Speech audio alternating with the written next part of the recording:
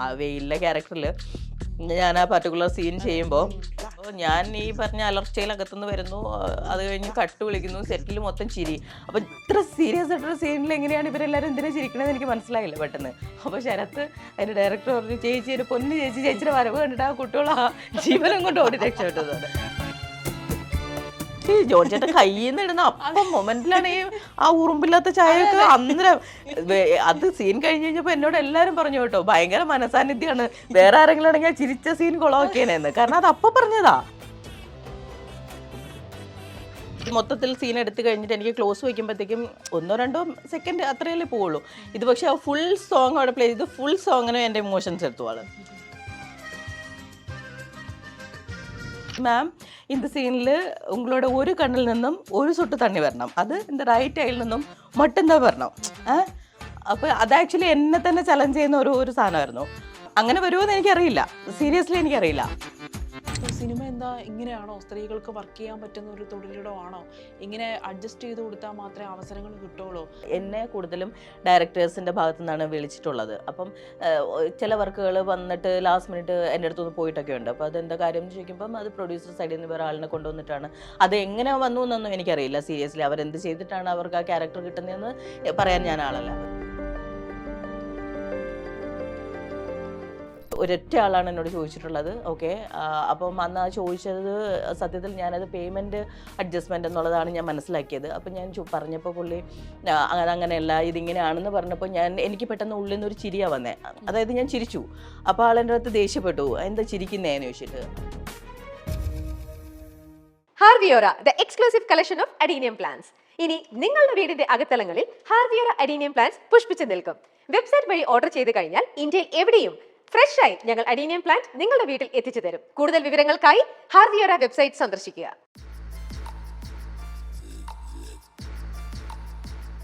Mile stone makers presents ആഴങ്ങളിൽ ഇന്ന് നമ്മോടൊപ്പം ഗീതി സംഗീത. ഹായ് ഗീതി.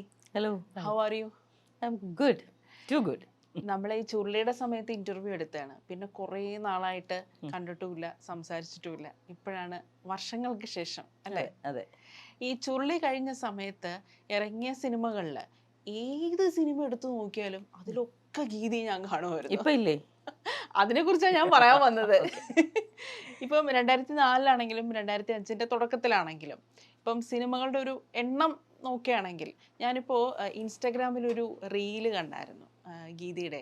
ആ റീൽ അവസാനിക്കുന്നത് ആവാസവ്യൂഹം സിനിമയിലെ ഒരു ഡയലോഗ് പറഞ്ഞുകൊണ്ടാണ്, ഇതെൻ്റെ വീടാണ്, ഞാൻ എവിടെയും പോകത്തില്ല, ഞാൻ ഇവിടെ തന്നെ ഇരിക്കുമെന്ന്. അത് പ്രേക്ഷകർക്കുള്ളൊരു മറുപടി കൂടെയാണോ? അത് കഥ കട്ട് ചെയ്ത പയ്യനോട് ചോദിക്കേണ്ടി വരും. ശ്യാം എന്ന് പറഞ്ഞിട്ട് എൻ്റെ ഒരു സുഹൃത്ത് തന്നെയാണ്. ആളാണ് ആ റീൽ പോലെ എൻ്റെ ഷോ റീൽ കട്ട് ചെയ്തിട്ട് പുള്ളി ആക്ച്വലി ഇൻസ്റ്റയിൽ അപ്ലോഡ് ചെയ്തിട്ട് എന്നെ കൊലാബ് റിക്വസ്റ്റ് അയച്ചിട്ട് എന്നിട്ടാണ് എന്നെ വിളിക്കുന്നത്. ചേച്ചി ഞാനിങ്ങനെ ഒരു സാധനം ചെയ്തിട്ടുണ്ട്, ഒന്ന് അക്സെപ്റ്റ് ചെയ്യുമോ എന്ന് ചോദിച്ചിട്ട്. അപ്പോൾ അങ്ങനെ ഞാൻ അക്സെപ്റ്റ് ചെയ്തതാണ്. അപ്പോഴാണ് ഞാനേ കാണുന്നത് അതങ്ങനെ ചെയ്തേക്കുന്നതെന്ന്. അപ്പം ഞാൻ ഇവിടെ ഉണ്ടാവണം എന്നുള്ളത് ചിലപ്പോൾ അവൻ്റെ ആഗ്രഹം കൊണ്ട് ചെയ്തതായിരിക്കും. അല്ല, എനിക്കത് കണ്ടപ്പോൾ പെട്ടെന്ന് സ്ട്രൈക്ക് ചെയ്തത് ആ ഒരു സിനിമ ഇൻഡസ്ട്രിയിൽ. പക്ഷെ അതിനാരോ കമന്റ്സ് ഒക്കെ അങ്ങനെ ഇട്ടിട്ടുണ്ട്, എവിടെയും പോകണ്ട, ഇവിടെ തന്നെ ഇരുന്നോളൂ, ഇവിടെ ഒരു സ്ഥലമുണ്ട് എന്നൊക്കെ പറഞ്ഞിട്ട്. എന്ത് പ്രതിസന്ധി വന്നാലും ഞാൻ ഇവിടെ വിട്ടുപോകില്ല, ഞാൻ ഇവിടെ തന്നെ നിൽക്കും എന്ന് പറയുന്ന പോലെയാണ് നമുക്ക് ആ ഒരു റീല് കണ്ടപ്പോൾ. അല്ല, ആക്ച്വലി അതങ്ങനെ ഒന്നും ഉദ്ദേശിച്ചിട്ടല്ല. മേ ബി കൃഷാന്തിന്റെ പടത്തിലെ ഒരു ഡയലോഗാണത്. പക്ഷെ സ്റ്റിൽ ഒരു പക്ഷെ എൻ്റെ മനസ്സിനുള്ളിലുള്ള ഒരു സാധനവും കൂടെ ആയിരിക്കാം അത്.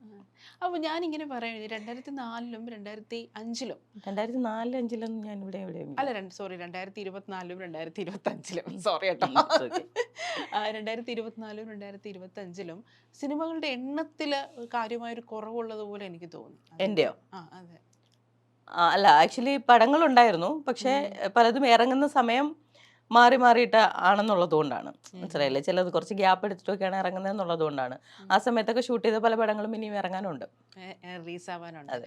ഇപ്പോൾ പല ഇന്റർവ്യൂവിലും ഗീതി പറഞ്ഞിട്ടുണ്ട്, ഈ സെന്റിമെന്റൽ സീൻസ് ഒക്കെ അഭിനയിക്കുമ്പോൾ ഈ ഗ്ലിസറിൻ ഇടാറില്ലെന്ന്. ഞാൻ ഇതുവരെ ഗ്ലിസറിൻ ഇട്ടിട്ടില്ല. അപ്പോൾ കാരണം ഈ സെന്റിമെന്റൽ സീൻസ് അഭിനയിക്കുമ്പോൾ തന്നെ എൻ്റെ ലൈഫിൽ ഞാൻ എക്സ്പീരിയൻസ് ചെയ്ത പല കാര്യങ്ങളും എനിക്ക് പെട്ടെന്ന് സ്പാർക്ക് ചെയ്യും. അതുകൊണ്ട് തന്നെ എനിക്ക് ആ സീൻസിന് ഗ്ലിസറിൻ വേണ്ടാന്ന്. അതെന്തുകൊണ്ടാണ് അങ്ങനെ ഒന്ന് പറയാൻ കാരണം? അല്ല, അത് ആക്ച്വലി ഞാൻ ഇപ്പോഴും എപ്പോഴും അത് എന്താ പറയുക, അതെൻ്റെ അഭിമാനമോ എന്താ അത് അഹങ്കാരത്തോടുകൂടി പറയാൻ പറ്റുന്നൊരു കാര്യമല്ല സ്റ്റിൽ. എന്നാലും ഇതുവരെ ഞാൻ ലൈഫിൽ ഇപ്പോൾ നാടകം ചെയ്യുകയാണെങ്കിലും ശരി, സിനിമ ചെയ്യുകയാണെങ്കിലും ശരി, ഞാൻ ഇന്നുവരെ ഗ്ലിസറിൻ ഇട്ടിട്ടില്ല. ഞാനൊരു തമിഴ് മൂവി ചെയ്തിട്ടുണ്ടായിരുന്നു. അപ്പോൾ അതിൽ കുറേ ഇമോഷണൽ സീൻസ് ഉണ്ടായിരുന്നു. അപ്പോൾ ഞാൻ ഗ്ലിസറിൻ ഇടാറില്ല എന്ന് എൻ്റെ ഡയറക്ടർക്കും അറിയാം. അപ്പോൾ അതിൽ പർട്ടിക്കുലർ ഒരു സീനിൽ അതിൽ കുറേ ഇമോഷണൽ സീൻസ് ഉണ്ട്. അതിനകത്ത് ഒരു സീനിൽ അദ്ദേഹം എന്നോട് പറഞ്ഞത്, മാം இந்த സീനിൽ ഉങ്ങളോட ഒരു കണ്ണിൽ നിന്നും ഒരു சொட்டு തണ്ണി വരണം, അത് இந்த റൈറ്റ് ഐയിൽ നിന്നും மட்டும்தான் വരണം. അപ്പോൾ അത് ആക്ച്വലി എന്നെ തന്നെ ചലഞ്ച് ചെയ്യുന്ന ഒരു സാധനമായിരുന്നു. അപ്പോൾ ഞാൻ ഓക്കെ സർ എന്ന് പറഞ്ഞു. പക്ഷേ എനിക്കറിയില്ല, എനിക്ക് ഇമോഷൻ വരും എന്ന് എനിക്കറിയാം, എനിക്ക് ഗ്ലിസറിൻ ഇല്ലാതെ കരയാൻ പറ്റും എന്ന് എനിക്കറിയാം. പക്ഷേ എൻ്റെ ഒരു തുള്ളി കണ്ണീരേ വരാൻ പാടുള്ളൂ, അതെൻ്റെ വലത്തെ കണ്ണിൽ നിന്ന് തന്നെ വരണമെന്ന് പറഞ്ഞു കഴിഞ്ഞാൽ അങ്ങനെ വരുമോ എന്ന് എനിക്കറിയില്ല, സീരിയസ്ലി എനിക്കറിയില്ല. അപ്പോൾ അദ്ദേഹം എന്നോട് പറഞ്ഞു, മാം ഗ്ലിസറിൻ യൂസ് ചെയ്യില്ല എന്ന് എനിക്കറിയാം, വേണമെങ്കിൽ ഇതിന് വേണമെങ്കിൽ ഇട്ടോളൂ എന്ന് പറഞ്ഞു. അപ്പം ഞാൻ പറഞ്ഞു, ഇല്ല സാർ ഞാൻ നോക്കട്ടെ, അതങ്ങനെ വരുമോ എന്നറിയാമല്ലോ, എനിക്കും കൂടി അറിയാമല്ലോ എന്ന് പറഞ്ഞു. അപ്പോൾ ശരി എന്ന് പറഞ്ഞു. അപ്പോൾ ആ സീനിൽ ഇരിക്കുമ്പോൾ ആക്ച്വലി ഞാൻ ആലോചിക്കുമായിരുന്നു, അത് അങ്ങനെ വരുമോ. സാധാരണ ഒരിക്കലും എനിക്ക് അങ്ങനെ ഒരു കോൺഷ്യസ് ആയിട്ട് ഞാൻ ആലോചിക്കേണ്ടി വരാറില്ല. സങ്കടം വരുമോ എന്ന് ആലോചിക്കേണ്ട കാര്യമേ ഇല്ല, സങ്കടം വന്നിട്ടുണ്ടാവും. അപ്പോൾ അത് ആ സിറ്റുവേഷൻ അനുസരിച്ചിട്ട് വരുന്നതാണ്. അപ്പോൾ ഈ പർട്ടിക്കുലർ സീനിൽ ഇതുപോലെ പക്ഷെ അത് വന്നു, അത് ഈ കണ്ണിൽ നിന്ന് വന്നു. അപ്പം എന്നിട്ട് ഞാനത് കട്ട് ചെയ്ത് കഴിഞ്ഞപ്പോൾ ഞാൻ ചോദിച്ചു, എന്തുകൊണ്ടാണ് സിനിമാറ്റോഗ്രാഫർ എൻ്റെ നേരെ ഫ്രണ്ടിലുള്ളത്. അപ്പം സീൻ കട്ട് പറഞ്ഞപ്പോൾ ഞാൻ ആളിനോട് ചോദിച്ചു, എന്തുകൊണ്ടാണ് റൈറ്റ് ആയി തന്നെ പറഞ്ഞതെന്ന് ചോദിച്ചപ്പോൾ പറഞ്ഞു, അപ്പോൾ എൻ്റെ ലൈറ്റിങ് വേറൊരു രീതിയിലായിരുന്നു, എൻ്റെ ഈ കണ്ണ് കുറച്ച് ഷാഡോയിലായിരുന്നു, അപ്പോൾ ഇതിൽ നിന്ന് വന്നാലാണ് കാണുക, അതുകൊണ്ടാണ് ആൾ സ്പെസിഫൈ ചെയ്ത് ഈ കണ്ണ് തന്നെ പറഞ്ഞത്. അപ്പോൾ ഈ മഹാനടിയിൽ നമ്മൾ കണ്ടിട്ടുണ്ട് ഒരു കണ്ണിൽ നിന്ന് ഒരു ഡ്രോപ്പ് ഇത് വരുന്നത്. അപ്പോൾ സീരിയസ്ലി അത് എന്നോട് പറയുമ്പോൾ ഞാൻ എൻ്റെ മനസ്സിൽ അതാ പോയത്. സാവിത്രി എന്ന് പറഞ്ഞ ആക്ടർക്ക് അല്ലെങ്കിൽ അവർക്ക് അങ്ങനെ വന്നിട്ടുണ്ട്, അല്ലെങ്കിൽ അത് നമ്മൾ കാണുന്നു, നമ്മൾ വാവ് എന്ന് പറയുന്നു, പക്ഷേ അത് എന്നെ പോലെ ഒരാൾക്ക് വരുമോ അതറിയണം. അതുകൊണ്ടാണ് ഞാൻ ആ സീനിലും ഗ്ലിസറിൻ വേണ്ട, വരുമോ നോക്കാം എന്ന് പറഞ്ഞ പക്ഷെ അത് വന്നു. ഞാൻ ഇപ്പോൾ ഗീതി ഇത് പറഞ്ഞപ്പോഴേ എനിക്ക് ആ സിനിമ തന്നെയാണ് ഓർമ്മ വന്നത്. കറക്റ്റായിട്ട് ആ ഒരു തുള്ളി തന്നെ വന്നു. ആ സമയത്ത് നമ്മൾ മനസ്സിൽ കൂടെ പോകുന്ന ചിലപ്പോൾ ആ ഒരു കഥാപാത്രമാണെങ്കിലും ആ കഥാപാത്രം പോകുന്ന കുറേ ഇമോഷൻസ് ഉണ്ടായിരിക്കുമല്ലോ. ആ ഇമോഷൻസും അതിൻ്റെ ഇൻറ്റേർണൽ ബിൽഡും അത്രത്തോളം നമുക്ക് ഗ്രാസ്പ് ചെയ്താൽ മാത്രമല്ലേ ഇത്ര കറക്റ്റായിട്ട് ആ ഇമോഷൻ നമുക്ക് ഡെലിവർ ചെയ്യാൻ പറ്റൂ. ആ സമയത്ത് ഗീതിയുടെ മനസ്സിൽ കൂടെ പോയ ഇമോഷൻസ് എന്തായിരുന്നു? ആ സമയത്ത് എന്ത് ഇമോഷൻ എൻ്റെ മനസ്സിൽ കൂടെ പോകണമെന്ന് സത്യത്തിൽ ഇപ്പം എനിക്ക് പറയാൻ അറിയില്ല എന്നേ എനിക്ക് പറയാൻ പറ്റുള്ളൂ. കാരണം എന്താ വെച്ച് കഴിഞ്ഞാൽ പലതും പോണ്ടാവും. എൻ്റെ ലൈഫിൽ ഒരുപാട് എക്സ്പീരിയൻസ് ഉണ്ട്. ഞാൻ ഈ കഴിഞ്ഞ് ജീവിച്ച് വന്ന ജീവിതത്തിൽ ഒരുപാട് കാര്യങ്ങളുണ്ട്. അതിനകത്ത് ഒരുപാട് സന്തോഷം തരുന്ന കാര്യങ്ങളുണ്ട്, ഒരുപാട് വിഷമം തരുന്ന കാര്യങ്ങളുണ്ട്. അപ്പോൾ അതിനകത്ത് ഈ പറഞ്ഞ പോലെ ഈ പർട്ടിക്കുലർ മൊമെൻറ്റിൽ എനിക്ക് ഞാൻ പറഞ്ഞില്ലേ, ഈ പറഞ്ഞ പടത്തിൽ அதில் வேறையும் കുറേ ഇമോഷണൽ സീൻസ് ഉണ്ട്. അതിനകത്ത് ഒരു സീനിൽ, மேம் இந்த சீனில் உங்களோட கண்ணு கலங்கி இருக்கும், ஆனால் தண்ணி வரக்கூடாது, யாராவது உங்களை டச் பண்ணின்னு வச்சுக்கோ, அப்படியே நீங்கள் பிரேக் ആയിടുവേ. അതാണ് ഒരു സീൻ എനിക്ക് പുള്ളി എക്സ്പ്ലെയിൻ ചെയ്ത് തന്നത്. അപ്പോൾ ഈവൻ ഒരു പാട്ട് സീനിൽ ഒരു ആക്ടർക്ക് എത്ര സമയം ഒരാൾ ക്ലോസ് വയ്ക്കും? എന്നെ സംബന്ധിച്ച് എനിക്ക് ഒരു പാട്ടിൽ മൊത്തം പുള്ളി എനിക്ക് ക്ലോസ് വെച്ചു. അതിൽ മൊത്തം ആക്ടേഴ്സ് കുറേ അധികം ജൂനിയർ ആർട്ടിസ്റ്റുകളൊക്കെ ഉള്ള ഒരു തിരുവഴ ഒരു സീനാണ്. അപ്പോൾ അതിൽ മൊത്തം ആൾക്കാരും വേറൊരു ഇമോഷനിലും ഞാൻ മാത്രം വേറൊരു ഇമോഷനിലും ആയിരുന്നു. അപ്പോൾ ആ സീനിൽ പാട്ടിന് അതായത് മൊത്തത്തിൽ സീൻ എടുത്തു കഴിഞ്ഞിട്ട് എനിക്ക് ക്ലോസ് വയ്ക്കുമ്പോഴത്തേക്കും 1-2 സെക്കൻഡ് അത്രയല്ലേ പോവുള്ളൂ. ഇത് പക്ഷേ ആ ഫുൾ സോങ് അവിടെ പ്ലേ ചെയ്ത് ഫുൾ സോങ്ങിനും എൻ്റെ ഇമോഷൻസ് എടുത്തു ആള്. അത് കഴിഞ്ഞിട്ട് ഫുൾ ലൊക്കേഷനിൽ ഫുൾ ആൾക്കാർ എണീറ്റ് നിന്ന് ക്ലാപ്പ് ചെയ്തിട്ട്, അതായത് എഡിറ്ററും ഡയറക്ടറും എല്ലാവരും ഓടി വന്ന് ഷെയ്ക്കാനെന്ന്. ആ എഡിറ്റർ എന്നോട് പറഞ്ഞു, അപ്പോൾ എഡിറ്റർ മലയാളിയാണ്. അപ്പം അദ്ദേഹം പറഞ്ഞതെന്ന് വെച്ച് കഴിഞ്ഞാൽ അങ്കമ്മ നിങ്ങൾ അങ്കമ്മ എല്ലമ്മ പൊന്നമ്മ എന്ന് പറഞ്ഞിട്ട്. അപ്പോൾ അങ്ങനെ എനിക്ക് ആ സിനിമയെ സംബന്ധിച്ച് എനിക്ക് കുറേ എക്സ്പീരിയൻസ് ഉണ്ട്. ആസ് എൻ ആക്ടർ എന്നെ തന്നെ ചലഞ്ച് ചെയ്യുന്ന കുറേ കാര്യങ്ങളുണ്ട്. നമുക്ക് അങ്ങനെ വളരെ കുറച്ച് പടങ്ങളെ നമുക്ക് കിട്ടാറുള്ളൂ. ബാക്കിയെല്ലാം വളരെ ഈസി ആയിട്ട് പോയി ചെയ്തു പോരുന്ന പോലെ നമുക്ക് നമ്മളെ തന്നെ ചലഞ്ച് ചെയ്യാൻ പറ്റുന്ന ക്യാരക്ടേഴ്സാണ് ഞാൻ ആക്ച്വലി വെയിറ്റ് ചെയ്തിരിക്കുന്നത്. അതിപ്പോൾ അങ്ങനത്തെ ഒരു ക്യാരക്ടറായിരുന്നു അത്. അപ്പൊ അത് അതെ അപ്പൊ അത് ആക്ച്വലി പോസ്റ്റ് നടന്നുകൊണ്ടിരിക്കുന്നേ ഉള്ളൂ. അപ്പം പേരെന്താണ് അതൊക്കെ പറയാൻ പറ്റും? അതിന്റെ പേര് പോർപ്പറവേ എന്നാണ് ഇതുവരെ. ഇനി മാറുമോന്ന് എനിക്ക് അറിയില്ല. മുത്തുകൃഷ്ണൻ എന്ന് പറഞ്ഞിട്ട് ഒരു തമിഴ് ഡയറക്ടറാണ്. അദ്ദേഹത്തിന്റെ ആദ്യത്തെ പടമാണ്. അപ്പം ഞങ്ങൾ കുറച്ച് തിയേറ്റർ ആക്ടേഴ്സ് ആയിരുന്നു അതിനകത്ത് ഉണ്ടായിരുന്നത്. നമുക്ക് ചെയ്തുകൊണ്ടിരിക്കുമ്പോൾ വാവ് ഞാനൊരു പടം ചെയ്തു, അല്ലെങ്കിൽ ഞാനൊരു ക്യാരക്ടർ ചെയ്തു എന്നൊരു സന്തോഷം തരുന്ന കുറച്ച് ക്യാരക്ടേഴ്സ് നമുക്ക് അങ്ങനെ ചെയ്യാൻ, അങ്ങനെ വാവ് എന്ന് നമുക്ക് തന്നെ ഫീൽ ചെയ്യുന്ന ഒരു സാധനം കിട്ടിയിട്ടുള്ളൂ. അതിലൊന്നാണ് ആ ഒരു ക്യാരക്ടർ. അപ്പോൾ അതാ ഞാൻ പറഞ്ഞത്. അപ്പോൾ കുറേ ഇമോഷണൽ സീൻസ് കൂടെ പോകുമ്പോഴത്തേക്ക് ആ സമയത്ത് എൻ്റെ മനസ്സിൽ കൂടെ എന്തൊക്കെയാണ് പോകണമെന്ന് എനിക്ക് സീരിയസ്ലി എനിക്ക് ഒരു ഐഡിയയും ഉണ്ടാവില്ല. മനസ്സിലായില്ലേ? ചില സമയത്ത് ഈ പറഞ്ഞ പോലെ വേറൊരു എക്സ്റ്റേണൽ ഒരു സാധനം നമ്മളിലേക്ക് വരുന്ന പോലത്തെ ഒരു സാധനം എനിക്ക് വേറെ ചില ഇൻസിഡൻസിൽ ഉണ്ടായിട്ടുണ്ട്. അത് ഞാൻ പലപ്പോഴും പറഞ്ഞിട്ടുമുണ്ട്. ചുരുളിയുടെ കാര്യത്തിലും തുറമുഖ നാടകം ചെയ്യുമ്പോഴൊക്കെ എനിക്ക് അങ്ങനെ ഞാൻ പോലും പ്ലാൻ ചെയ്ത ചില കാര്യങ്ങൾ സംഭവിച്ചിട്ടുണ്ട്. അപ്പം ഐ മീൻ എന്താ പറയുക, ഇപ്പോൾ ചുരുളി ചെയ്യുന്ന സമയത്ത് ലിജോ സാർ എന്നോട് പറഞ്ഞത് ചെമ്മഞ്ചേട്ടൻ്റെ മേളിൽ കൂടെ ഒരു ലെപ്പേർഡ് വോക്ക് വേണം എന്നാണ് പറഞ്ഞിട്ടുണ്ടായിരുന്നത്. ലെപ്പേർഡ് വോക്ക് എന്നാണ് പുള്ളി എന്നോട് പറഞ്ഞത്. അപ്പം ഞാൻ മൂവ് ചെയ്യുമ്പോൾ എനിക്ക് ഒരു ഫ്ലോ കിട്ടുന്നുണ്ടായിരുന്നില്ല. അപ്പോൾ സാറും കട്ട് വിളിച്ചിട്ട് പറഞ്ഞു, ഗീതി എനിക്ക് ഒരു ഫ്ലോ കിട്ടുന്നില്ല. ഞാൻ പറഞ്ഞു സാർ ഒരു മിനിറ്റ് എന്ന് പറഞ്ഞ് ഇറങ്ങിയിട്ട് ഈ മുണ്ടും ഇതൊക്കെ ആണല്ലോ, അപ്പോൾ അത് വലിച്ചൊക്കെ കൊടുത്തിട്ട് ഞാൻ ഒന്നുകൂടെ കയറി മൂവ് ചെയ്ത് പുള്ളിയുടെ ഫേസിൻ്റെ മേളിൽ എൻ്റെ ഫേസ് എത്തിയ സമയത്ത് ഞാൻ ഒരു അലറി. ഞാനത് എൻ്റെ മനസ്സിൽ പോലും വിചാരിച്ച കാര്യമല്ലായിരുന്നു. ഈ അവസരങ്ങൾ ചോദിക്കുമ്പം അതിന്റെ പിന്നിൽ ഒരുപാട് അപകടങ്ങളും ഒളിഞ്ഞിരിക്കും. ഉണ്ട്, ഉറപ്പായിട്ടും, തീർച്ചയായും. ഇപ്പോൾ ഹേമ കമ്മിറ്റി റിപ്പോർട്ട് പുറത്തു വന്നപ്പോഴാണ് ഈ പബ്ലിക് തന്നെ അതിനെക്കുറിച്ച് കൂടുതൽ അറിയാൻ തുടങ്ങിയത്. അപ്പൊ തന്നെ സിനിമയെക്കുറിച്ച് അയ്യോ സിനിമ എന്താ ഇങ്ങനെയാണോ, സ്ത്രീകൾക്ക് വർക്ക് ചെയ്യാൻ പറ്റുന്ന ഒരു തൊഴിലിടമാണോ, ഇങ്ങനെ അഡ്ജസ്റ്റ് ചെയ്ത് കൊടുത്താൽ മാത്രമേ അവസരങ്ങൾ കിട്ടുള്ളൂ, അങ്ങനെ അഡ്ജസ്റ്റ് ചെയ്യാത്ത നടിമാർക്ക് വല്ലപ്പോഴും ഒരു സിനിമ കഴിവുണ്ടെങ്കിൽ പോലും 2 വർഷത്തിലോ 3 വർഷത്തിലോ 1 2 സിനിമകൾ അങ്ങനെ ഇരിക്കേണ്ട ഒരു സാഹചര്യമാണോ വരുന്നത് എന്നുള്ളൊരു ചിന്ത പബ്ലിക്കിനിടയിൽ വ്യാപകമാവാൻ തുടങ്ങി. അപ്പോൾ ഗീതിക്ക് അങ്ങനെ എന്തെങ്കിലും എക്സ്പീരിയൻസ് കരിയറിൽ ഉണ്ടായിട്ടുണ്ടോ?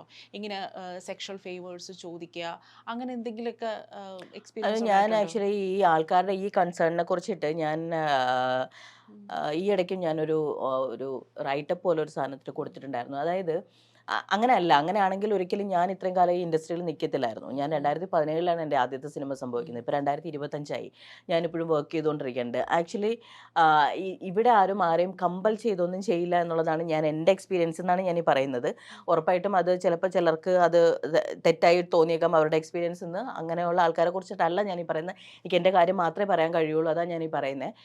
എൻ്റെ തുടക്ക സമയത്ത് ഇത് ഞാൻ പലപ്പോഴും പല സ്ഥലത്തും പറഞ്ഞിട്ടുള്ളതാണ്. ഒരൊറ്റ ആളാണ് എന്നോട് ചോദിച്ചിട്ടുള്ളത്. ഓക്കെ, അപ്പം അന്ന് ആ ചോദിച്ചത് സത്യത്തിൽ ഞാനത് പേയ്മെൻറ്റ് അഡ്ജസ്റ്റ്മെൻറ്റ് എന്നുള്ളതാണ് ഞാൻ മനസ്സിലാക്കിയത്. അപ്പം ഞാൻ പറഞ്ഞപ്പോൾ പുള്ളി അങ്ങനെയല്ല ഇതിങ്ങനെയാണെന്ന് പറഞ്ഞപ്പോൾ എനിക്ക് പെട്ടെന്ന് ഉള്ളിൽ നിന്നൊരു ചിരിയാണ് വന്നേ. അതായത് ഞാൻ ചിരിച്ചു. അപ്പോൾ ആളെൻ്റെ അടുത്ത് ദേഷ്യപ്പെട്ടു, എന്താ ചിരിക്കുന്നതെന്ന് ചോദിച്ചിട്ട്. അപ്പം ഞാൻ പറഞ്ഞു, ചേട്ടാ ഞാനൊരു ഗവൺമെൻറ് ജോലി ഉണ്ടായിരുന്ന ഒരാൾ, ഞാനത് വിട്ടിട്ട് ഞാൻ നാടകം ചെയ്യാൻ ഇറങ്ങിയ ഒരാളാണ്. ഓക്കെ, എനിക്ക് അഭിനയമാണ് ഇഷ്ടം, ഞാൻ നാടകം ചെയ്യുന്നുണ്ട് അതിന്. ഓക്കെ, അപ്പോൾ ജെന്യൂനായിട്ട് എന്തെങ്കിലും ഉണ്ടെങ്കിൽ വിളിക്കൂ, അല്ലെങ്കിൽ വിട്ടേക്കൂ എന്ന് ആണ് ഞാൻ അദ്ദേഹത്തിനോട് തിരിച്ച് റെസ്പോണ്ട് ചെയ്തത്. അപ്പോൾ നമുക്ക് വർക്ക് ഉണ്ടോ ഇല്ലയോ, നമ്മൾക്ക് നിൽക്കുന്ന ഒരു സ്റ്റാൻഡിൽ നിൽക്കാൻ പറ്റാം. ചിലപ്പോൾ വർക്ക് ഉണ്ടാവാം, ചിലപ്പോൾ വർക്ക് ഉണ്ടാവില്ലായിരിക്കും. മനസ്സിലായോ? ഞാൻ പറഞ്ഞ് മനസ്സിലായോ? നമുക്കിപ്പോൾ എല്ലാവർക്കും ചെയ്യണം നമുക്ക് ആഗ്രഹിക്കാൻ പറ്റില്ല. അപ്പോൾ അതിനുശേഷം പലപ്പോഴും ഞാൻ ഒരാളിനോടെ പറഞ്ഞിട്ടുള്ളൂ. പക്ഷേ അതിനുശേഷം പല സ്ഥലങ്ങളിൽ നിന്നും ചില ആൾക്കാർ എന്നോട് ഗീതി ഒരു വർക്ക് ഉണ്ടായിരുന്നു, പക്ഷെ അത് ഗീതിക്ക് പറ്റിയ വർക്കല്ല എന്ന് എന്നോട് പറഞ്ഞിട്ടുണ്ട്. അപ്പോൾ അതെന്തുകൊണ്ട് എനിക്ക് പറ്റിയ വർക്കല്ല എന്ന് അവർ മനസ്സിലാക്കി. അതായത് ഞാൻ അത്ര വർക്ക് ചെയ്യില്ല എന്ന് അവർക്ക് ധാരണ ഉള്ളതുകൊണ്ടാണ്. മനസ്സിലായില്ലേ? അപ്പോൾ എനിക്കത് മതി. എനിക്ക് കുറച്ച് വർക്ക് ചെയ്ത് ഇപ്പോൾ പറഞ്ഞല്ലോ, ഈ ഒരു സീനിലോ 2 സീനിലോ ഞാൻ വന്ന് പോകുമ്പോൾ ഞാനത് ജെന്യുവിൻ ടീമിൻ്റെ കൂടെയാണ് വർക്ക് ചെയ്തേക്കുന്നത്. എനിക്കതിനകത്ത് സന്തോഷമാണുള്ളത്. കാരണം എൻ്റെ ആക്ടിങ് സ്കില്ല് വെച്ചിട്ടാണ് അവരെന്നെ പെർഫോം ചെയ്യാൻ വിളിച്ചേക്കുന്നത്. ഓക്കെ, ഞാൻ ആദ്യത്തെ സമയങ്ങളിൽ കുറേ ഓഡിഷൻസ് അറ്റൻഡ് ചെയ്തിട്ടുണ്ട്. അപ്പോൾ ആ ഓഡിഷനിൽ കൂടെ വിളിക്കുമ്പോൾ ഒരു സീൻ ചെയ്യുമ്പോൾ പോലും എൻ്റെ സന്തോഷം എന്താണ്, ഞാൻ പെർഫോം ചെയ്ത് കണ്ടിട്ട് ഇഷ്ടപ്പെട്ടിട്ടാണ് അവരെന്നെ വിളിച്ചിട്ടൊരു ചാൻസ് തന്നേക്കുന്നത്. റൈറ്റ്? അപ്പോൾ അതുകൊണ്ട് തന്നെ ഈ ആൾക്കാർക്ക് അങ്ങനെ ഒരു ധാരണ ഉണ്ടെങ്കിൽ അത് ഉറപ്പായിട്ട് മാറ്റണം. വേറെ ഏതൊരു ഇൻഡസ്ട്രിയും പോലെ അല്ലെങ്കിൽ വേറെ ഏതൊരു വർക്കിംഗ് സ്പേസ് പോലെ തന്നെയാണ് സിനിമയും. മനസ്സിലായില്ല? നമ്മൾ എങ്ങനെ നിൽക്കുന്നു. ഇപ്പം ഞാൻ ഇതിനു മുന്നേ വർക്ക് ചെയ്തത് വേറെ ഫീൽഡിലായിരുന്നു. അവിടെയും ഉണ്ടാവാം അത്തരം ആൾക്കാർ. റൈറ്റ്? സിനിമ എന്ന് പറയുന്നത് കുറച്ചും കൂടി എല്ലാവർക്കും അറിയുന്നത് കൊണ്ടും ഓരോ ഫേസസും അത്രയും ഫെമിലിയർ ആയതുകൊണ്ടാണ് ഇവിടെ നടക്കുന്ന കാര്യങ്ങളെ കുറിച്ചിട്ട് ഇത്രയും ആൾക്കാർ അവെയർ ആവുന്നത്. റൈറ്റ്? നമ്മൾ ഒരു IT ഫീൽഡിൽ വർക്ക് ചെയ്യുന്ന ആൾക്കാരോട് ചോദിച്ചു നോക്കും, അവരെന്തെല്ലാം ഹറാസ്മെൻറ്റുകൾ നേരിടുന്നുണ്ടാവും അവിടെ. റൈറ്റ്? അത് ഒരുപക്ഷെ ഇവിടുത്തെ പോലെ പോലും ആയിരിക്കത്തില്ല. അവിടെ അവർക്കത് ചെയ്തേ മതിയാവോ, അല്ലെങ്കിൽ അടുത്ത ഇതിലേക്ക് പോകാൻ പറ്റില്ല. ഇവിടെ എന്നെ സംബന്ധിച്ചിടത്തോളം അല്ലെങ്കിൽ വേറെ ആരെ സംബന്ധിച്ചിടത്തോളം ഒരു വർക്ക് വന്നു, അത് അങ്ങനത്തെ വർക്കാണ് ചെയ്യുന്നില്ല എന്ന് തീരുമാനിച്ചാൽ അടുത്ത ജെന്യുവൻ വർക്ക് വരും. നമ്മൾക്കൊരു പേഷ്യൻസ് വേണം. റൈറ്റ്? നമ്മൾ ജെന്യുവനായിട്ട് വർക്ക് ചെയ്യുള്ളൂ എന്നുള്ളത് നമ്മൾക്കൊരു ഉറപ്പുണ്ടെങ്കിൽ, നമ്മൾ അതിനുവേണ്ടി വെയിറ്റ് ചെയ്യാൻ തയ്യാറാണെങ്കിൽ, നമ്മൾ അതിനുവേണ്ടി വർക്ക് ചെയ്യാൻ റെഡി ആണെങ്കിൽ അത് വരും. എന്നാണ് ഞാൻ എൻ്റെ പേഴ്സണൽ എക്സ്പീരിയൻസ് ആണ് കേട്ടോ ഞാൻ ഈ പറയുന്നത്. അതിനകത്ത് ആരും വേറൊന്നും ഇതാവരുതെന്നുള്ളത്. ഞാനിപ്പോൾ ഷിബിലയായിട്ട് ഒരു ഇൻ്റർവ്യൂ കഴിഞ്ഞ ദിവസം നടത്തിയിട്ടുണ്ടായിരുന്നു. അപ്പം ഷിബില പറഞ്ഞതെന്ന് വെച്ചാൽ ഇങ്ങനെ പല അഡ്ജസ്റ്റ്മെൻറ്റും നിന്ന് കൊടുക്കുന്ന കുട്ടികളുണ്ട്. അപ്പം അവരങ്ങനെ നിന്ന് കൊടുക്കുന്നത് കൊണ്ട് തന്നെ ഈ ജെനുവിനായിട്ട് ഇൻഡസ്ട്രിയിൽ നിൽക്കുന്ന, ഇപ്പം ഗീതയെ പോലെ തന്നെ ജെനുവിനായിട്ട് ഇൻഡസ്ട്രിയിൽ നിൽക്കുന്നവരെ അത് ചിലപ്പോൾ അഫക്റ്റ് ചെയ്യും. ഉണ്ടാവും, ഉറപ്പായിട്ടും. കാരണം ഇങ്ങനെ ആൾക്കാരുള്ളുമ്പോൾ, കാരണം അത്രയും കോമ്പറ്റേറ്റീവ് ആയിട്ടുള്ള ഇൻഡസ്ട്രിയിലാണ്, ഇഷ്ടംപോലെ നടിമാരും നടന്മാരും ഉണ്ട്, അവസരങ്ങൾക്ക് വേണ്ടി നിൽക്കുന്നുണ്ട്. അപ്പോൾ അതുകൊണ്ട് തന്നെ ഇത്തരത്തിലുള്ള ഫേവേഴ്സിന് നിന്ന് കൊടുക്കുന്ന ആൾക്കാർ, അത് ശരിക്കും ഗീതയ്ക്ക് എപ്പോഴെങ്കിലും അങ്ങനെയുള്ള ആൾക്കാർ നിന്ന് കൊടുക്കുന്നത് കൊണ്ട് തന്നെ ഗീതയ്ക്ക് എന്തെങ്കിലും ഒരു റോള് നഷ്ടപ്പെടുകയോ, ഗീതയെ കാസ്റ്റ് ചെയ്തിട്ട് അവസാന നിമിഷം ഔട്ടാവുന്ന അങ്ങനെയൊക്കെ ഒരുപാട് സിറ്റുവേഷൻസ് ഉണ്ടായിട്ടുണ്ട്. അതായത് ഇപ്പം ഡയറക്ടറാണ് എപ്പോഴും കാസ്റ്റിംഗ്, എന്നെ കൂടുതലും ഡയറക്ടേഴ്സിന്റെ ഭാഗത്തു നിന്നാണ് വിളിച്ചിട്ടുള്ളത്. അപ്പം ചില വർക്കുകൾ വന്നിട്ട് ലാസ്റ്റ് മിനിറ്റ് എൻ്റെ അടുത്തൊന്ന് പോയിട്ടൊക്കെ ഉണ്ട്. അപ്പോൾ അതെന്താ കാര്യം എന്ന് ചോദിക്കുമ്പം അത് പ്രൊഡ്യൂസർ സൈഡിൽ നിന്ന് വേറെ ആളിനെ കൊണ്ടുവന്നിട്ടാണ്. അത് എങ്ങനെ വന്നു എന്നൊന്നും എനിക്കറിയില്ല. സീരിയസ്ലി അവരെന്ത് ചെയ്തിട്ടാണ് അവർക്ക് ആ ക്യാരക്ടർ കിട്ടുന്നതെന്ന് പറയാൻ ഞാൻ ആളല്ല. പക്ഷെ സ്റ്റിൽ പ്രൊഡ്യൂസർ സൈഡിൽ നിന്ന് വേറെ ആളിന് വന്നിട്ടുണ്ട്. അപ്പോൾ അതുകൊണ്ട് മച്ചനെ നമുക്ക് അടുത്ത അതിൽ നോക്കാം എന്നൊക്കെ എന്നോട് പറഞ്ഞിട്ടുള്ള ഡയറക്ടേഴ്സ് ഉണ്ട്. അപ്പോൾ അതിൻ്റെ റീസൺ എന്താണെന്ന് എനിക്കറിയില്ല. ചില ആക്ടേഴ്സ് ഇവിടെ എന്താ പറയുക, അവർക്ക് പേയ്മെൻറ്റേ വേണ്ട, അവർക്ക് വർക്ക് ചെയ്താൽ മതിയായിരിക്കും, അല്ലെങ്കിൽ ഫേസ് സിനിമ നടിയാണ് എന്നുള്ള പേര് മതിയായിരിക്കും, ഫെയിം ആയിരിക്കും അവരുടെ ആവശ്യം. അങ്ങനെയുള്ള ആൾക്കാരുണ്ട്. അങ്ങനെ പലതരം ആക്ടേഴ്സ് ഇവിടെ ഉണ്ട്, റൈറ്റ്. അപ്പോൾ അതിനിടയ്ക്കാണ് എനിക്ക് പേയ്മെന്റ് വേണം, എനിക്ക് കാരണം ഇത് എൻ്റെ ജീവിത വഴിയും കൂടെയാണ്, എനിക്ക് ജീവിക്കണം. സോ ഗവൺമെന്റ് ജോബ്, അതെ, അപ്പം നമ്മൾ ഏൺ ചെയ്യുന്ന ഇതിൽ കൂടെയാണ്. സോ ഇതെൻ്റെ ജോലിയും കൂടെയാണ്. അപ്പോൾ എനിക്ക് ഇൻകം വേണം, ഞാൻ ജെന്യൂൻ ആയിട്ടുള്ള വർക്കേ ചെയ്യുള്ളൂ. അങ്ങനെ പല എന്താ പറയുക ഡിമാൻഡ്സും കൂടി ഞാനിവിടെ നിൽക്കുമ്പോൾ, അപ്പോൾ എന്നെ സംബന്ധിച്ചിടത്തോളം ചിലപ്പോൾ എല്ലാ വർക്കിലും എനിക്ക് വർക്ക് ചെയ്യണം പറ്റിയെന്ന് വരത്തില്ല. അപ്പോൾ അത് ഞാൻ മനസ്സിലാക്കുക എന്നുള്ളതാണ്. അപ്പോൾ എനിക്ക് എല്ലാ വർക്കും ചെയ്യണമെന്ന് ആഗ്രഹമുണ്ട്, പക്ഷേ അത് പറ്റില്ല. മനസ്സിലായില്ലേ? അത് ഞാൻ ഉൾക്കൊള്ളുക എന്നുള്ളതാണ് ചെയ്യാനുള്ളത്. പക്ഷേ ജെന്യൂനായിട്ടൊരു ഇഷ്ടംപോലെ ആൾക്കാർ ഇവിടെ ഉണ്ട്, ഇഷ്ടം പോലെ ആൾക്കാരുണ്ട്. എന്താ പറയുക, അവർക്ക് സിനിമ ചെയ്താൽ മതി, അവരുടെ പ്രോഡക്റ്റ് പുറത്തിറങ്ങണം, അവരെ ആസ് എ ഫിലിം മേക്കർ ആൾക്കാർ തിരിച്ചറിയണം, അത് മാത്രം കണ്ടിട്ട് ജീവിക്കുന്ന ഇഷ്ടംപോലെ ചെറുപ്പക്കാരായിട്ടുള്ള ആൾക്കാരെ എനിക്കറിയാം. സോ എന്താ പറയുക, എല്ലാവരുടെ ആവശ്യം അതൊന്നുമല്ല. ചിലർ അങ്ങനെയും ഉണ്ടാവും, എക്സെപ്ഷൻ കേസ് എല്ലാ ഫീൽഡിൻ്റെയും പോലെ ഇതിലും ഉണ്ടാവും. മനസ്സിലായില്ലേ? അപ്പം ഞാൻ എല്ലാവരും ഒരുമിച്ച് വൈറ്റ് വാഷ് ചെയ്ത് സിനിമ മൊത്തം അങ്ങനെയല്ല ഞാൻ പറയുന്നത്. എല്ലാ ഇൻഡസ്ട്രിയിലും ഉണ്ടാവും അത്തരം ആൾക്കാർ. നമ്മളെങ്ങനെ നിൽക്കുന്നു എന്നുള്ളതും നമ്മൾ ഏത് ടീമിൻ്റെ കൂടെ വർക്ക് ചെയ്യണം എന്നുള്ളതും നമ്മുടെ മാത്രം ചോയ്സ് ആണെന്നുള്ളതാണ് ഞാൻ പറയുന്നത്. ഈ ചുരുളിയിലും അതുപോലെ തന്നെ അപ്പനിലൊക്കെ ഒരു നെഗറ്റീവ് ഷെയ്ഡുള്ള ഒരു ക്യാരക്ടറാണല്ലോ പൊതുവേ. ഇപ്പം ഈ പ്രേക്ഷകരുടെ ഒരു മെൻറ്റാലിറ്റി ഉണ്ട്, ഈ നെഗറ്റീവ് റോള് ചെയ്യുന്നവർ പെട്ടെന്ന് ശ്രദ്ധിക്കപ്പെടും, അതേസമയം ഈ നന്മ റോള് ചെയ്യുന്നവർ അങ്ങനെ കാര്യമായിട്ട് അങ്ങനെ മൈൻഡ് ചെയ്യാറില്ല. അങ്ങനെ ഉണ്ടോ? അങ്ങനെ ഒരു അതായത് അതെന്തുകൊണ്ടായിരിക്കും ഞാൻ പറഞ്ഞുതരാം. അതായത് നെഗറ്റീവ് റോള് ചെയ്യാന്ന് പറയുന്നത് എല്ലാവർക്കും പറ്റുന്നൊരു കാര്യമല്ല. പൊതുവേ ചില ആൾക്കാർക്ക് കുറച്ച് എന്താ പറയുക, ഇപ്പം തന്നെ എനിക്ക് ഈ ഇടയ്ക്ക് ഒരു തിയേറ്റർ ചെയ്യാനായിട്ടൊരു അവസരം വന്നിട്ടുണ്ടായിരുന്നു. തൃശ്ശൂർ ബേസ് ചെയ്തിട്ട് ഒരു ടീമിൽ നിന്നാണ് വന്നത്. അപ്പോൾ അവരെന്നോട് പറഞ്ഞതെന്ന് വെച്ച് കഴിഞ്ഞാൽ അതൊരു ലൗഡായിട്ടുള്ളൊരു ക്യാരക്ടറാണ്. അപ്പോൾ അത് ചെയ്യാനായിട്ട് തിയേറ്റർ ചെയ്യുന്ന ആൾക്കാർ അങ്ങനെ അധികം ആൾക്കാരൊന്നും ഇല്ല ഇവിടെ. ഞങ്ങൾ കുറേ അന്വേഷിച്ചു. അപ്പം ഗീതിയാണെങ്കിൽ ചെയ്യും എന്നുള്ള അത് അവരുടെ എൻ്റെ മേലുള്ള കോൺഫിഡൻസ് ആണ്, ഞാനത് ചെയ്താൽ അത് നന്നാവും എന്നുള്ളത്. അപ്പം പക്ഷേ ഈ പറഞ്ഞ പോലെ ആ സമയത്ത് എനിക്ക് കുറച്ച് വർക്കുകളും കാര്യങ്ങളൊക്കെ ആയിട്ട് ഇത്തിരി തിരക്കുണ്ടായിരുന്നു. അപ്പോൾ റിഹേഴ്സലിന് പോകാൻ പറ്റാത്തൊരു സിറ്റുവേഷനിലാണ്. അത് ജോയിൻ ചെയ്യാൻ പറ്റുമോ എന്ന് എനിക്കറിയില്ല. പക്ഷേ സ്റ്റിൽ അങ്ങനെ ഒരു സാധനമുണ്ട്. ചില അത് ഇച്ചിരി ഹെവി ആയിട്ട്, ഇപ്പോൾ ഈ ചൂടാവുന്ന ചിലപ്പോൾ എല്ലാവർക്കും പറ്റിയെന്ന് വരും. പക്ഷേ അതിനകത്ത് തന്നെ നമ്മൾ ഈ പറഞ്ഞ എല്ലാ ചൂടാവലും ഒരുപോലെ അല്ലല്ലോ. മനസ്സിലായില്ലേ? ഇപ്പം നെഗറ്റീവ് ഷെയ്ഡ്സ് തന്നെ എല്ലാം ഒരേപോലെ അല്ലല്ലോ ഉണ്ടാവുക. ഇപ്പം ചുരുളിയിലെ പെങ്ങളായിരിക്കത്തില്ല അപ്പനിലെ ആ ലേഡി, റൈറ്റ്? അപ്പം എന്താ പറയുക, അങ്ങനെ എല്ലാത്തിനും വ്യത്യസ്തതയുണ്ട്. ഇപ്പം എൻ്റെ ഫസ്റ്റ് മൂവി ക്യൂബൻ കോളനി, അതിനകത്ത് ഞാൻ മെയിൻ വില്ലത്തിയായിരുന്നു. തമിഴ് ഒരു ആച്ചി എന്ന് പറഞ്ഞൊരു ക്യാരക്ടറായിരുന്നു. അപ്പം ഉറപ്പായിട്ടും ആ ലേഡി അല്ല ചുരുളിയിൽ നിൽക്കുന്നത്. അപ്പം അതിൽ തന്നെ ആ ഷെയ്ഡിൽ തന്നെ പല സാധനങ്ങളുണ്ട്. അത് നമുക്ക് ചെയ്യാൻ പറ്റുക എന്ന് പറയുന്നതും, എല്ലാവർക്കും ആ സാധനം എടുത്താൽ കിട്ടുമെന്നുള്ളതും, പിന്നെ അതിൽ കുറച്ച് പെർഫോമൻസ് സാധനം ഉണ്ടാവും. ഇപ്പോൾ സട്ടിലായിട്ട് വന്ന് നമ്മൾ ഒരു ചായ കൊടുത്ത് ചിരിച്ച് സംസാരിച്ചൊക്കെ പോകുന്നത് പോലെ ആയിരിക്കത്തില്ല ഒരു വെട്ടുകത്തിയും കൊണ്ടിട്ട് ഒരാളിനെ വെട്ടാൻ ഓടിക്കുന്നത്. ഇപ്പം വെയിലിലെ ക്യാരക്ടറിൽ ഞാൻ ആ പർട്ടിക്കുലർ സീൻ ചെയ്യുമ്പോൾ പാസിങ്ങിന് നിർത്തിയിരുന്ന കുട്ടികൾ, സ്കൂൾ കുട്ടികൾ യൂണിഫോം ഇട്ടിട്ട് സൈക്കിളിൽ നിർത്തിയിട്ടുണ്ടായിരുന്നു റോഡിൽ. അതായത് ഷെയ്നൊക്കെ ഇറങ്ങി ഓടിയിട്ട് അവർ ബൈക്ക് എടുത്ത് പോകുന്നതിൻ്റെ പിന്നാലെ വിടാൻ വേണ്ടിയിട്ട്. അപ്പോൾ ഞാൻ ഈ പറഞ്ഞ അലർച്ചയിലകത്തുനിന്ന് വരുന്നു, അത് കഴിഞ്ഞ് കട്ട് വിളിക്കുന്നു, സെറ്റിൽ മൊത്തം ചിരി.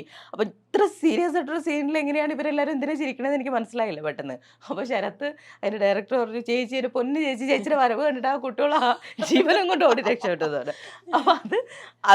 അപ്പോൾ അപ്പോൾ എനിക്ക് ചിരി വന്നു. അതായത് ആ സീനിൽ അവർക്ക് അത് അതിന് മുന്നേ കിട്ടി, മനസ്സിലായില്ല, അവരുടെ സീനാണ്. ഞാനിപ്പോ ചെന്നിട്ട് അവരെ വെട്ടുന്നതാണ് അവർക്ക് കിട്ടി. ഗീതി ഒരുപാട് മലയാള സിനിമയിൽ പ്രോമിനൻ്റ് ആയിട്ടുള്ള ആക്ടേഴ്സിൻ്റെ കൂടെ അഭിനയിച്ചിട്ടുണ്ട്. ജാഫർ ഇടുക്കി, ജോണി ആൻ്റണി, ചെമ്പൻ വിനോദ്, ഞാൻ കുറേ പേരൊക്കെ വിട്ടുപോകുന്നുണ്ട്. ഇന്ദ്രൻ സേട്ടൻ. ഇന്ദ്രൻ സേട്ടൻ. അപ്പോൾ ഇവരുടെ എല്ലാവരുടെ കൂടെയൊക്കെ അഭിനയിക്കുമ്പോൾ ഗീതിക്ക് ഏറ്റവും കൂടുതൽ എക്സൈറ്റ്മെൻറ്റ് കിട്ടുന്നത്, ഈ ആക്ടിംഗ് എന്ന് പറഞ്ഞാൽ ഒരു കൊടുക്കൽ വാങ്ങലാണല്ലോ, ഏറ്റവും കൂടുതൽ എക്സൈറ്റ്മെൻറ്റ് കിട്ടിയ ഒരു പർട്ടിക്കുലർ നടനുണ്ടോ? ഇദ്ദേഹത്തിൻ്റെ കൂടെ അഭിനയിക്കുമ്പോൾ ഞാൻ കട്ടയ്ക്ക് നിൽക്കണം, അല്ലെങ്കിൽ പ്രശ്നമാണ് അങ്ങനെ കട്ടയ്ക്ക് നിൽക്കാൻ വേണ്ടിയിട്ട് അങ്ങനൊന്നും ഉള്ള അത് അങ്ങനെയല്ല എനിക്ക് തോന്നിയത്. ആക്ച്വലി റോഷാക്ക് വന്നപ്പോ ഒരു സീനേ ഉള്ളൂ എന്ന് പറഞ്ഞിട്ടുണ്ടായിരുന്നു. അപ്പം അത് ആ സീൻ മമ്മൂക്കയുടെ കൂടെയാണ് എന്ന് പറഞ്ഞിരുന്നു. അപ്പം മമ്മൂക്കയുടെ കൂടെയൊക്കെ സ്ക്രീൻ ഷെയർ ചെയ്യാന്നുള്ളത് എൻ്റെ ഒരു ഭയങ്കര ഡ്രീമാണ് ആക്ച്വലി. അപ്പോൾ ഞാൻ അവിടെ ചെന്നപ്പോഴത്തേക്കും ഡയറക്ടർ എന്നോട് പറഞ്ഞു, തിയേറ്റർ ആക്ടറൊക്കെ ആയിട്ട് ഇങ്ങനെ ഒരു സീൻ ചെയ്യണം, ചെറിയ പരിപാടിയാണ്, എന്തിനാ നമുക്ക് വേറൊരു നല്ല പരിപാടി പിടിക്കാൻ. ഞാൻ പറഞ്ഞില്ല, ഞാൻ ഇത് ചെയ്തില്ലെങ്കിൽ എനിക്ക് വിഷമമാവും, കാരണം നമുക്കുടെ കൂടെയാണ് കോമ്പറ്റീഷൻ. അപ്പോൾ അതാണ് എൻ്റെ ആഗ്രഹം. അപ്പം അങ്ങനെ നമ്മളെ എക്സൈറ്റ് ചെയ്യിപ്പിക്കുന്ന വേറെ, അതായത് അവരുടെ കൂടെ കട്ടയ്ക്ക് നിൽക്കുക എന്നുള്ളതല്ല, അവരുടെ കൂട്ടത്തിൽ സ്ക്രീൻ ഷെയർ ചെയ്യുന്നു ഞാൻ എന്നുള്ളതാണ് എനിക്ക് തരുന്നൊരു കിക്ക്, മനസ്സിലായില്ലേ? ഇപ്പോൾ ലാൽസാറിൻ്റെ കൂടെ എനിക്ക് ഇതുവരെ വർക്ക് ചെയ്യാൻ പറ്റിയിട്ടില്ല. ഞാൻ അദ്ദേഹത്തിനോടും പറഞ്ഞിട്ടുണ്ട്. ബ്രോഡാർട്ടിൻ്റെ ലൊക്കേഷനിൽ ഞാൻ അദ്ദേഹത്തിനെ കണ്ട സമയത്ത് ഞാൻ അപ്പം എന്നെ അദ്ദേഹത്തിൻ്റെ ഫാനെന്ന് പറഞ്ഞ് ഞാൻ അവിടെ പരിചയപ്പെടുത്തിയപ്പോൾ എൻ്റെ ഫാനാണോ എന്ന് ചോദിച്ചു. അപ്പോൾ ഞാൻ പറഞ്ഞു അതെ അപ്പം ഞാൻ പറഞ്ഞു ലാലേട്ടനോട് എനിക്ക് സ്ക്രീൻ ഷെയർ ചെയ്യണമെന്ന് ഭയങ്കര ആഗ്രഹമുണ്ട്. അപ്പോൾ സംഭവിക്കട്ടെ. അപ്പോൾ അദ്ദേഹം പറഞ്ഞത് ഇപ്പോൾ സിനിമയൊക്കെ ലോക്ക്ഡൗൺ ഒക്കെ അല്ലേ, സിനിമയൊക്കെ ഭയങ്കര ചെറുതായി, ഭയങ്കര ചെറിയ കുറച്ച് ആൾക്കാരല്ലേ ഉള്ളൂ, ഇതൊക്കെ കഴിഞ്ഞ് സിനിമ വലുതാവും, അപ്പോൾ അങ്ങനെ വരും, അതങ്ങനെ സംഭവിക്കും എന്ന് പറഞ്ഞു. അപ്പോൾ അത് സംഭവിക്കാൻ വേണ്ടി ഞാൻ കാത്തിരിക്കുകയാണ്. അത് ഇതുവരെ സംഭവിച്ചിട്ടില്ല. അതെ, അത് സംഭവിക്കണം, അത് ഉറപ്പായിട്ടും. ഇപ്പോൾ ഒന്നും എനിക്കറിയില്ല. അതെ, അപ്പൊ അങ്ങനെ ഓരോന്നും ഈ പറഞ്ഞ ടൊവിയുടെ കൂടെ വർക്ക് ചെയ്യുമ്പോഴും അങ്ങനെ നമ്മൾ പലരുടെ കൂടെ വർക്ക് ചെയ്യുമ്പോൾ അവരുടെ കൂടെ ഞാൻ വർക്ക് ചെയ്തിട്ടില്ലായിരുന്നു, ചെയ്യുമ്പോൾ ഉണ്ടാവുന്നത്, അതാണ് എൻ്റെ എക്സൈറ്റ്മെന്റ്. അല്ലാതെ അവിടെ നമ്മൾ ഉറപ്പായിട്ടും നമ്മൾ ആരുടെ കൂടെ വർക്ക് ചെയ്യുമ്പോഴും നമ്മൾ നമ്മുടെ ഭാഗം നന്നായിട്ട് ചെയ്യാൻ നോക്കും, അല്ലേ? അതിപ്പം ആരാണെങ്കിലും ഓപ്പോസിറ്റ് ഇരിക്കുന്ന ആളാരോ. അപ്പം ചിലരാണെന്ന് വെച്ച് കഴിഞ്ഞാൽ നമ്മൾ കൂടുതൽ ഒരു കൊടുക്കൽ വാങ്ങൽ ഒരു പ്രോസസ്സ് ഉണ്ടാവും. ഇപ്പം ചതുരം ചെയ്യുന്ന സമയത്ത് റോഷൻ ചെയ്യുമ്പോൾ റോഷന് ക്ലോസ് വയ്ക്കുമ്പോൾ പോലും ഞാൻ ഓപ്പോസിറ്റ് എൻ്റെ ഡയലോഗ് ആണെങ്കിൽ ഞാൻ ക്യാമറയുടെ പിന്നിൽ നിന്ന് ഞാൻ ആ ഡയലോഗ് ഞാൻ എങ്ങനെയാണോ സീനിൽ ചെയ്ത് അതേപോലെ തന്നെ ഞാൻ കൊടുക്കും. കാരണം അത് കൊടുക്കുമ്പോൾ അവർക്ക് കറക്റ്റ് ആ ഇമ്പാക്റ്റിൽ തിരിച്ച് റെസ്പോണ്ട് ചെയ്യാൻ പറ്റും. അവർക്ക് ക്ലോസ് ആണ് വെച്ചേക്കുന്നത്, വേണമെങ്കിൽ എനിക്ക് അവിടെ നിൽക്കാതിരിക്കാം, അല്ലെങ്കിൽ ആരെങ്കിലും ഡയലോഗ് പറഞ്ഞു കൊടുക്കും, അങ്ങനെ ചെയ്യാം. പക്ഷേ റോഷൻ എനിക്ക് ജയിച്ച് നിന്ന് തന്നിട്ടുണ്ട്. എൻ്റെ ക്ലോസ് വയ്ക്കുമ്പോൾ റോഷൻ പറഞ്ഞിട്ട് ഗജിച്ച് എനിക്ക് നിന്നതാണ്, സോ ഞാൻ അവിടെ നിന്ന് ചെയ്യും എന്ന് പറഞ്ഞിട്ട് പുള്ളി നിന്ന് ക്യാമറയുടെ പിറകെ നിന്നിട്ട് എനിക്ക് ഇത് തന്നിട്ടുണ്ട്. കാരണം അപ്പം നമുക്ക് കിട്ടുന്ന ഒരു ഇമ്പാക്റ്റ് വേറെയാണ്. ഇപ്പോൾ ഒരു ഒരു ഡയലോഗ് വായിക്കുമ്പോൾ നമ്മൾ റെസ്പോണ്ട് ചെയ്യുന്നതും നമ്മൾ ചെയ്ത ആക്ടർ നമുക്ക് വേണ്ടിയിട്ട് അതേ സാധനം അതേ മീറ്ററിൽ ചെയ്യുമ്പോൾ നമുക്ക് കിട്ടുന്ന ഇമ്പാക്റ്റും വേറെയാണ്, മനസ്സിലായോ? ഉറപ്പായിട്ടും. അപ്പം ഞാനത് ചെയ്യാറുണ്ട്. എനിക്കത് ചെയ്ത് കൊടുക്കുന്നത് ഇഷ്ടമാണ്. കാരണം എന്ന് വെച്ച് കഴിഞ്ഞാൽ ആ സീൻ അപ്പോഴല്ലേ നന്നാവുക. ഇപ്പം ഉറപ്പായിട്ടും ഓപ്പോസിറ്റ് നിൽക്കുന്ന ആള് നന്നാവുമ്പോഴല്ലേ ആ മൊത്തത്തിൽ സിനിമ നന്നാവണമല്ലോ, അല്ലാതെ ഞാൻ മാത്രം നല്ലതെന്ന് പറഞ്ഞിട്ട്. എനിക്ക് പെട്ടെന്ന് ഓർമ്മ ഹോമിലെ സീനാണ് ജോണി ആന്റണി ആയിട്ടുള്ള. അത് ആക്ച്വലി ജോർജേട്ടൻ കയ്യിൽ നിന്ന് ഇടുന്ന അപ്പം മൊമെന്റിലാണ് ആ ഉറുമ്പില്ലാത്ത ചായയൊക്കെ അന്നേരം.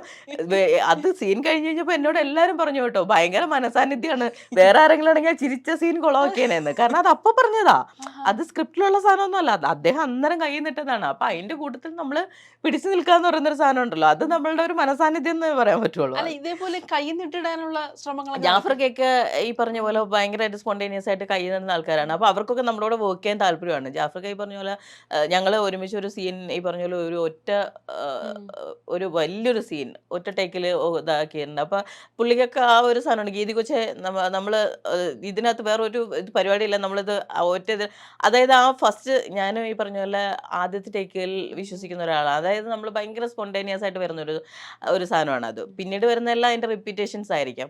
അപ്പം ഈ പറഞ്ഞ പോലെ ഞങ്ങള് കോശായന്റെ പറമ്പെന്ന് പറഞ്ഞൊരു പടത്തിൽ ഇതേപോലെ ഒരു സീൻ ഉണ്ടായിരുന്നു. അത് ഒരു പെർഫോമൻസ് ആയിരുന്നു, ഉള്ളിൽ നിന്ന് പെർഫോം ചെയ്ത് പുറത്തുനിന്നൊരു സാധനമൊക്കെ ആയിട്ട് അങ്ങനെ അപ്പൊ അത് ചെയ്യുമ്പോഴും ഈ പറഞ്ഞ അവർക്കൊക്കെ അപ്പം നമ്മളെ കൂടെ, അതായത് കൂടെ പിടിച്ചത് കട്ടയ്ക്ക് നിൽക്കുന്ന ആൾക്കാർ വരുമ്പോൾ എല്ലാവർക്കും സന്തോഷം, നമുക്കും കൂടുതലായിരിക്കും. ഇപ്പോൾ ഒരു സിനിമ റിലീസായി കഴിഞ്ഞു, ഇപ്പോൾ റിവ്യൂസ് ഒക്കെ വരും. അപ്പോൾ ഗീതിയുടെ പെർഫോമൻസിനെ കുറിച്ചൊക്കെ റിവ്യൂ ചെയ്യുന്ന ആൾക്കാർ പറയും. അപ്പോൾ ഏതെങ്കിലും ഇതുപോലെ സിനിമാ ഗ്രൂപ്പ്സിൽ ഒരുപാട് ചർച്ചകൾ വരും. അപ്പോൾ ഏതെങ്കിലും ഒരു പർട്ടിക്കുലർ റിവ്യൂർ പറയുന്ന ഒരു പോയിന്റ്, ഇത് ശരിയാണല്ലോ, ഇത് കറക്റ്റ് ആയിരുന്നല്ലോ എന്ന് തോന്നും. ചിലപ്പോൾ ചിലർ പറയുന്ന ഇതെന്താ ഇങ്ങനെ പറയുന്നേ, എന്നെ കുറിച്ച് എന്താ ഇങ്ങനെ പറയുന്നേ, ഞാൻ നല്ലോണം പെർഫോം ചെയ്തല്ലോ എന്നിട്ട് എന്താ ഇങ്ങനെ പറയുന്നേ, അങ്ങനെയൊക്കെ തോന്നിയിട്ടുണ്ടോ? ആക്ച്വലി ഇതുവരെ അങ്ങനെ ആരും വലിയ മോശം പറഞ്ഞിട്ടില്ലാത്തതുകൊണ്ടായിരിക്കാം ആ രണ്ടാമത് പറഞ്ഞ കാര്യത്തെക്കുറിച്ച് എനിക്ക് ഇതുവരെ അങ്ങനെ പറഞ്ഞാൽ ചിലപ്പോൾ വിചാരിക്കുമായിരിക്കും ഉറപ്പായിട്ടും. കാരണം നമ്മൾ ഒരിക്കലും ഒരു സാധനം മോശമാക്കി ചെയ്യണമെന്ന് ആഗ്രഹിച്ചിട്ടല്ലല്ലോ ആയിരിക്കത്തില്ലല്ലോ ചെയ്യുന്നത്. അപ്പോൾ നമ്മളെ ഏൽപ്പിക്കുന്ന ഏത് ക്യാരക്ടറും അതിൻ്റെ 100% അല്ലെങ്കിൽ അവർ ഉദ്ദേശിക്കുന്ന കാട്ടിലും നന്നായിട്ട് ചെയ്യണം എന്നായിരിക്കും ഒരു ആക്ടർ എന്ന രീതിയിൽ ഞാൻ ആഗ്രഹിക്കുന്നുണ്ടാവുക. അപ്പോൾ ഞാൻ അതിന് വേണ്ടിയിട്ടായിരിക്കും പണിയെടുക്കുന്നുണ്ടാവുക. പിന്നെ അതിന് അങ്ങനെ ഒരു നെഗറ്റീവ് ഇമ്പാക്റ്റ് ഇതുവരെ ഭാഗ്യവശാൽ ഒന്നും ഞാൻ കേട്ടിട്ടില്ല. നല്ല അഭിപ്രായങ്ങൾ ഞാൻ കേട്ടിട്ടുണ്ട്. അത് സന്തോഷമുള്ള കാര്യമാണ്. നമ്മളൊരു സാധനം ചെയ്യുമ്പോൾ നന്നായിട്ടുണ്ട് എന്ന് പറയുന്നത് ഉറപ്പായിട്ടും അത് റിവ്യൂവേഴ്സ് ആണെങ്കിലും പ്രേക്ഷകരാണെങ്കിലും ആര് പറഞ്ഞാലും നമ്മളെ സംബന്ധിച്ചിടത്തോളം സന്തോഷമുള്ള കാര്യം തന്നെയാണ്. അങ്ങനെ ഭയങ്കര മോശമായിട്ടൊരു ഇത് ഇതുവരെ ഞാൻ കേട്ടിട്ടുണ്ട് ഗീതയുടെ പേര് തെറ്റിച്ച് ഒരു അശ്വന്ത് കൊക്ക് എന്നുള്ള റിവ്യൂർ പറഞ്ഞു. അങ്ങനെ സംഭവം ഉണ്ടായിട്ടുണ്ടോ? അത് ആക്ച്വലി അതെന്താണ് സംഭവം അതൊന്ന് പറയുമെന്ന് ഞാൻ കേൾക്കട്ടെ. കാരണം കഴിഞ്ഞ ഒരു പടത്തിന്റെ പിന്നെ പ്രൊമോഷന് വേണ്ടിയിട്ട് ഒരു ഇന്റർവ്യൂ കൊടുക്കുന്ന സമയത്ത് ഇതേപോലെ ഒരു കുട്ടി എന്നോട് ചോദിച്ചു. പക്ഷെ അങ്ങനെ ഒരു ഇൻസിഡന്റ് ഉണ്ടായിട്ടില്ല, എൻ്റെ അറിവിലില്ല. അശ്വന്ത് ഗോഖന്റെ പേര് പലപ്പോഴും പറഞ്ഞിട്ടുണ്ട്. പിന്നെ നമ്മുടെ ഗീതി സംഗീത എന്ന് പറഞ്ഞിട്ട് പുള്ളി പറഞ്ഞിട്ടുണ്ട്. അല്ലാതെ പുള്ളി എൻ്റെ പേര് തെറ്റിച്ച് പറഞ്ഞു അല്ല, അഥവാ തെറ്റിച്ച് പറഞ്ഞാൽ തന്നെ എനിക്ക് അതിനകത്ത് പ്രത്യേകിച്ച് പ്രശ്നം തോന്നേണ്ട കാര്യമില്ല. കാരണം പലർക്കും ഇവിടെ ആസ് എൻ ആക്ടർ തന്നെ അറിയാം, എൻ്റെ പേര് അറിയാത്ത ആൾക്കാർ ഇപ്പോഴും എത്രയോ പേരുണ്ട്. അതിനകത്തൊക്കെ ഞാൻ പ്രശ്നം ഉണ്ടാക്കേണ്ട കാര്യം കട്ടിയുള്ള പേരൊന്നും അല്ല.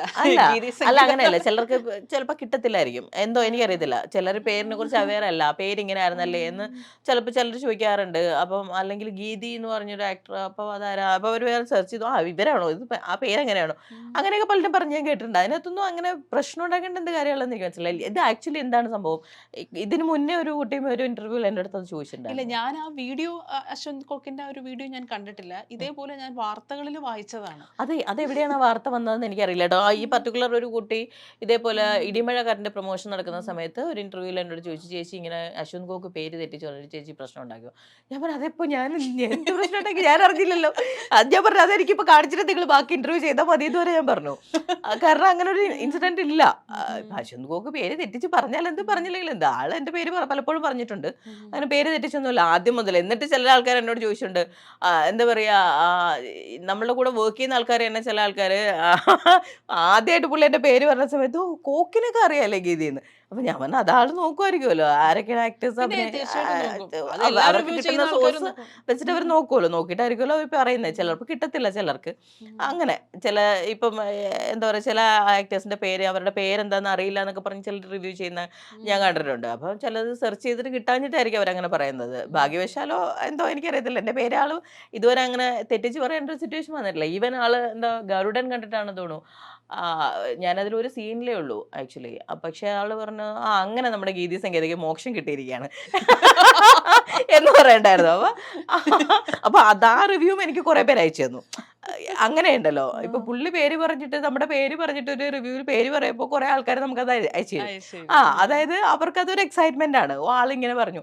അപ്പൊ ഞാൻ പറഞ്ഞു ഓക്കെ മോക്ഷം കിട്ടി എന്ന്, ഇനിയിപ്പം കുറച്ചുകൂടി നല്ല പരിപാടികൾ വരുമായിരിക്കും നോക്കാം എന്ന് പറഞ്ഞു. ഇനി പുള്ളി മോക്ഷം കിട്ടിയെന്ന് പറഞ്ഞുകൊണ്ട് വരട്ടെ, മോക്ഷം കിട്ടിയതുപോലെ നല്ല ക്യാരക്ടേഴ്സ്. അതായത് പുള്ളി ഉദ്ദേശിച്ചത് ഈ പറഞ്ഞ പോലെ നമ്മൾ ഈ നരയും കരിയിൽ നിന്ന് മാറിയിട്ട് വേറൊരു ക്യാരക്ടറായിരുന്നു, അതിനകത്തൊരു വേറൊരു തന്നെ ലുക്കും ഒക്കെ ആയിരുന്നല്ലോ.